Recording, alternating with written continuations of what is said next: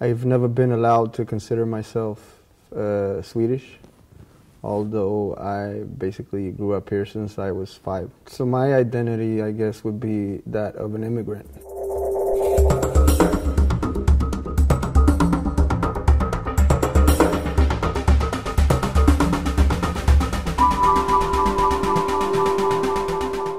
When I write for the voiceless. Our parents, most of us, are not from Sweden. We came here because of different political circumstances in our countries. And that's what I think laid like the foundation for the music that I do today. I give a voice to people who usually don't get a chance to participate in a political debate in Sweden. What I'm trying to do with my music is to give them words for the anger and the resentment that they feel against the rest of the society.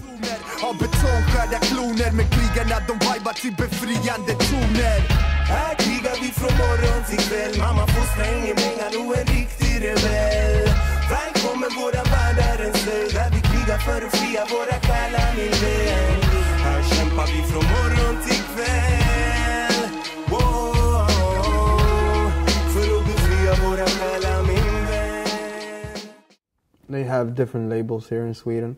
They have a label here for immigrants who are who come from outside of Europe, and they call them svartskallar or blattar, and that means like basically svartskallar basically means like literally it means blackheads.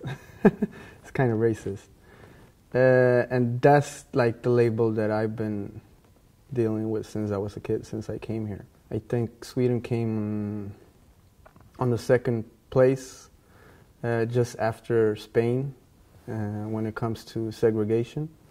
So it's Stockholm is a very segregated city. The segregation causes a lot of issues, like it's a high percentage of unemployment in areas where we live. There's a high percentage of drug abuse,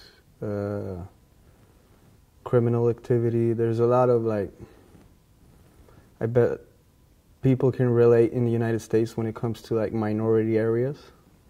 It's basically the same pattern. It's maybe not as bad as in United States, but it's definitely the same patterns, and we're going in the same direction more or less here in Europe.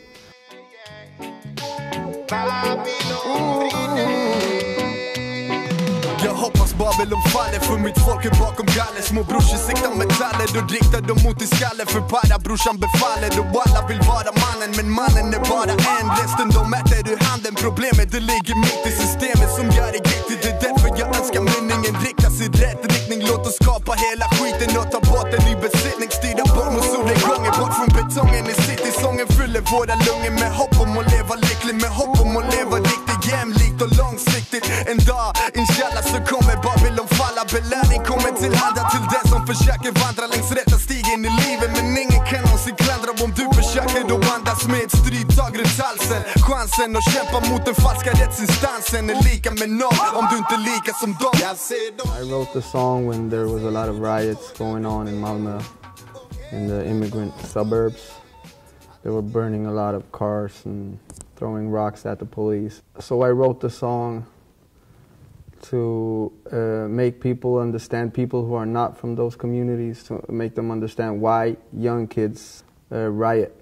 So basically it became a pretty big song, and then we had some issues with the police because they didn't want to let me like perform the song in different places in Sweden.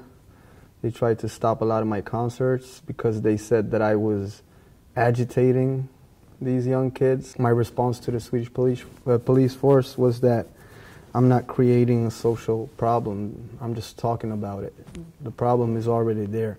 And the kids, they like the song because I write what they feel. A lot of kids come to me and they say that I've changed their lives through music and encourage them to do music themselves or to write in other forms, maybe to write a poem or an essay in school, stuff like that. And also what I think is the most like powerful effect that I've had on these kids is that I give them a sense of self-esteem, something to be proud of.